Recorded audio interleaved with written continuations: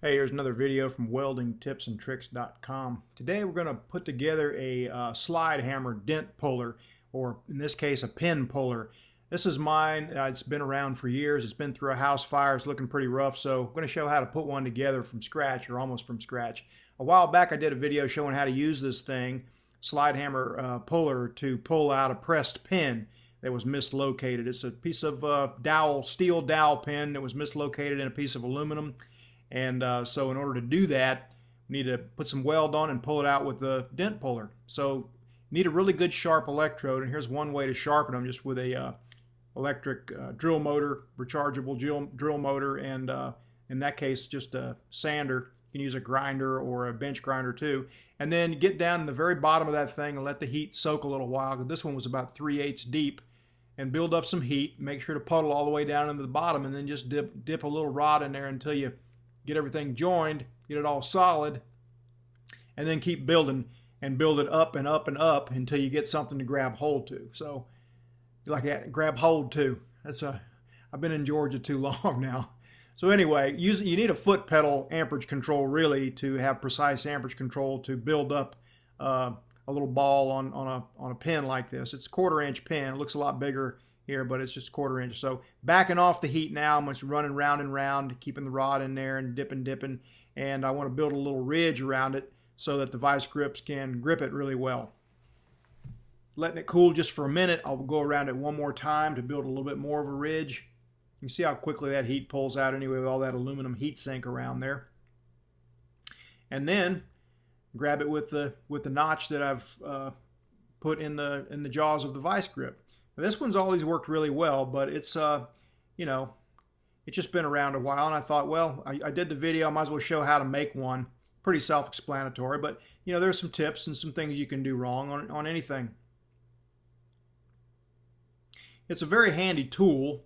Not only can you pull pins that are pressed in pins out, but you could use this for pulling dents out of auto body panels and everything, just like you could one that's designed. Now this was designed to be used with a stud welder, and it's got a little attachment on the end, and so I'm going to keep that on there and just weld to that because I need a little extra length on it, and it just looks like it'd be a good way to weld it, and I can always remove it if I wanted to. It's just threaded. So a lot of people weld them on the very knurled. I've seen them welded on the knurled knob on there. That's a very easy way to do it, but it doesn't put a straight pull on it. It'll snatch the stud or the pin sideways and break it off sometimes. So you want to have as straight a line pull with the jaws as you can. So I'm going to line it up, eyeball it, and get some marks on this thing and try to fit it up and weld it where I've got a really straight line pull with how the jaws grab a hold of something. And that way, on things that are brittle or small, it won't jerk sideways as it pulls, and it'll pull them straight on out.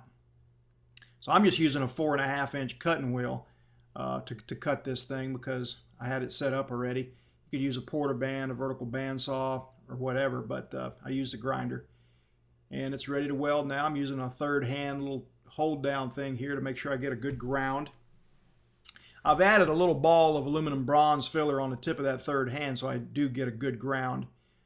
And it's important on MIG welding to get a good crisp start that you have a good ground. So I'm going to get a few tacks.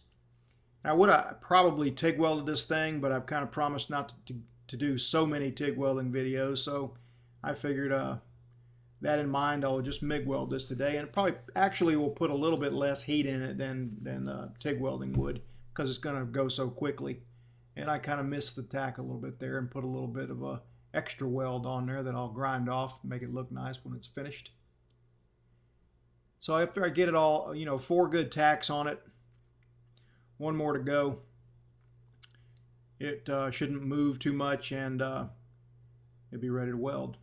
The weld looks something like this. I screwed up the arc shots where you couldn't tell anything, so I pulled these from some similar joints. But it's about 21 volts, 250 to 275 inches a minute with 035 wire, and there's the end product, all nice and pretty straight, and you can see the little heat tent there. And so there is my new little friend. What? Huh? You want to play rough? Huh? You want to play rough? Say hello to my little friend. That was painful, wasn't it? I'll try not to do that again. Got to have a little fun, guys. All right. Thanks for watching.